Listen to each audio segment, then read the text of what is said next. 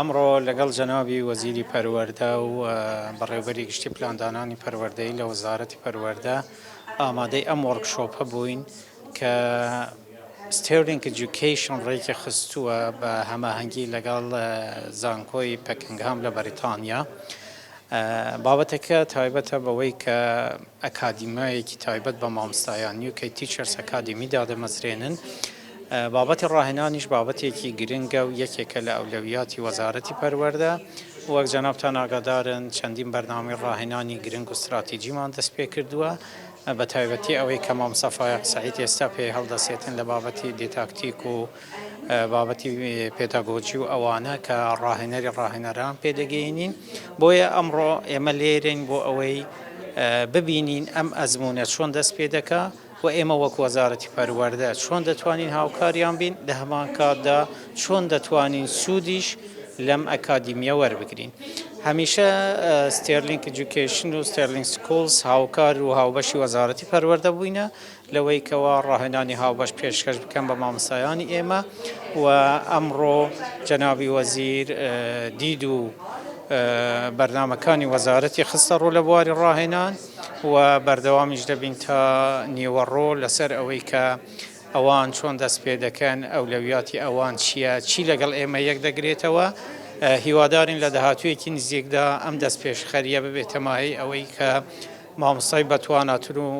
پرۆفیشناڵترمان دەست بکەوێتن بۆ ئەوەی کە پەروەردە و فێرکردنیەکی باشتر پێشکەش بە ڕۆڵەکانی وڵاتەکەمان بکەین. مامۆستا بورهان، ئامانجی سەرەکیتان چی بوو؟ واتە ئامانجە سەرەکیەکە؟ ئامانجی سەرەکی ئەوەیە مامۆستایەکی بەتوانامان هەبێ. طبعاً هەموو فاکتەرەکان گرنگن بۆ ئەوەی کە پەروەردە و فێرکردنیەکی باش پێشکەش بکەین، بەڵام لە هەمویان گرنگتر ئەوەیە کە مامۆستایەکی بەتوانامان هەبێ سەرەدەری لەگەڵ هەموو بوارە پەروەردەیەکان کە بەباشی ڕێگەکانی واتنەوە هاوچەرخ بزانێ و بتوانێت پیادەیان بکە، بەڕێوەبردنێکی پۆلی باش بکات، بابەتە دەرونیەکان و هەموو ئەو شتانەی کە تایبەتە بە پەروەردە و فێرکردنی منداڵ و قوتابیان مامۆستا پێی ئاشنا بێ و بتوانێت جێبەجێ بکاتنجا. ئامانجی سەرەکی ئەوەیە ئێمە بە هەموو شێوازێک هەوڵ دەدەین کە مامۆستایەکی پرۆفشناڵ ئامادە بکەین لە قوتابخانەکانی هەرێمی کوردستاندا و هەنگاوی باششمان ناوە. هیوادارین ئەوەی ئەمڕۆژ لەگەڵ ستێرلینگ ئێجوکیشن پاڵپشتیەکی زیاتری ئەم هەنگاوانەمان بێت. باسی دامەزراندن کرا، چی ئەکەن بۆ ئەوانەی کە دام نەمەزراون واتاوانە بێژ و گرێبەستن؟ ئەوەی باسی دامەزراندن کرا زیاتر شیکردنەوەیەک بوو لەسەر چۆنیەتی دامەزراندن و هەڵبژاردننی مامۆستایان، بەڵام هیچ دەنگۆیەکی دامەزراندن بۆ مامۆستایانی نوێ جارێ لە ئارادا نییە. هیوادارین کە ئەم ڕەزامەندیانە لە وەزارەتی پەروەردە یاخۆت لەگەڵ داڕشتنی بودجەی نوێ بێنەکایەوە ئینشاءالله. مامۆستا بورهان، ئەو پرۆژەی ستێرلینگ ئێجوکیشن تەنها بۆ پەیمانگا و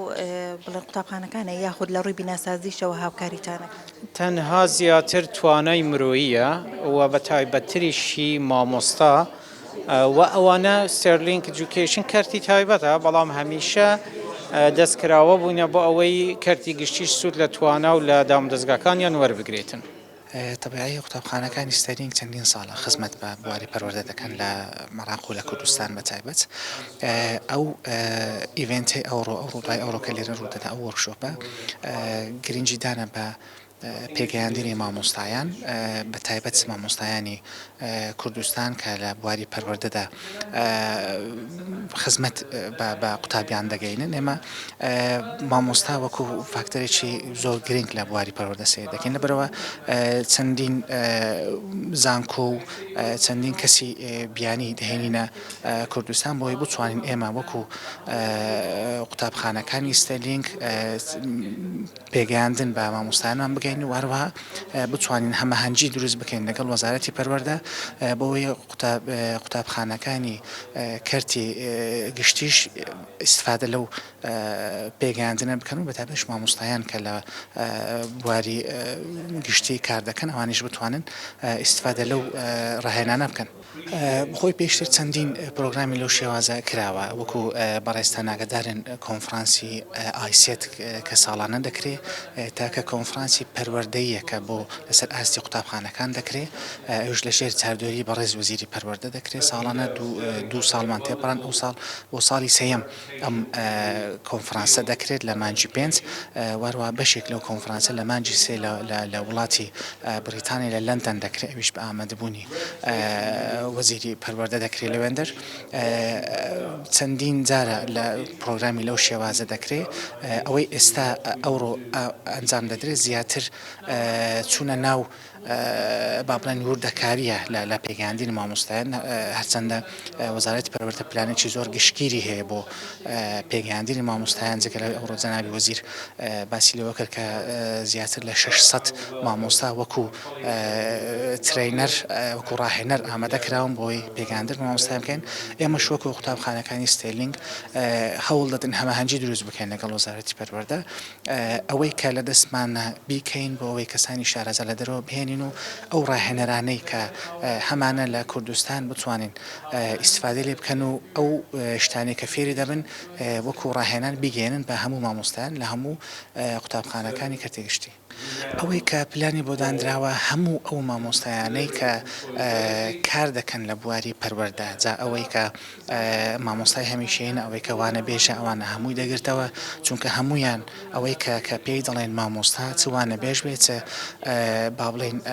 دامەزراو بێ ئەوانە کۆمەڵێک قوتابی ئەمانەت دەکرێن لە پۆلدا مامۆستا تەنها لەگەڵ قوتابیانە دەبێت بۆیە دەبێت ڕاهێنانێکی باشی کردبێ ئەو مامۆستای بۆی بتوانانی ئەو قوتابیانەی تەسلیم بکەی و ئەمانەتیان بکەین لەبەرەوە گرنگە هەموو مامۆستایان ئەوانەی کە دەرس دەڵێنەوە بەشداری لەم ڕاهێنانانە بکەن لەبەرەوە هیچ جیاکاریەک لە نێوان مامۆستایانی وانە بێژ و مامۆستایانی گرێبەست یاخود مامۆستایانی هەمیشەیی نەکراوە هەمویان بە یەک پاکێج لەژێر ئەو پلانەی کە وەزارەتی پەروەردە بۆیان دانراوە دەتوان بەشداری لە ڕاهێنانەکان بکەن ئەوەی کە زیاتر تەرکیزی لەسەر دەکرێت بەڕێز مامۆستا شیلان بەڕێوەبەری گشتی پلاندانانیش باسی کرد خۆی کە مامۆستا لەگەڵ قوتابی دەبێت کۆمەڵێک فاکتەر هەیە لێرە لایەنی پێداگۆژیە لایەنی چوونەتی شێوازەکانی وانەوتنەوە لایەنی با بڵێن بەڕێوەبردننی پۆلەر لایەنی بەڕێوەبردننی کاتە کە مامۆستا 40 خولەکی لەبەردەستە یاخود 50 خولەکی لەبەردەستە لەگەڵ ئەو قوتابیانە چۆن دەتوانانی کاتەکەی بە باشترین شێوە بەکاربێنێ لایەنی سایکۆلۆژی قوتابیە کە مامۆستا پێویستە بزانێت کە قوتابی لە چ سایکۆلۆژیەکە لە پۆلدا ئامادەیە بۆی بتوانێت ئەوەی هەیە بیگەێنێ بەگشتی ئەوەی کە خزمەت بە گەیاندنی قوتابی بە مامۆستا دەکات خزمەت بە پەیوەندی نێوان پەیوەندێکی ڕاست و دروستی نێوان مامۆستا و قوتابی دەکات هەموو ئەو بابەتانە دەگرێتەوە.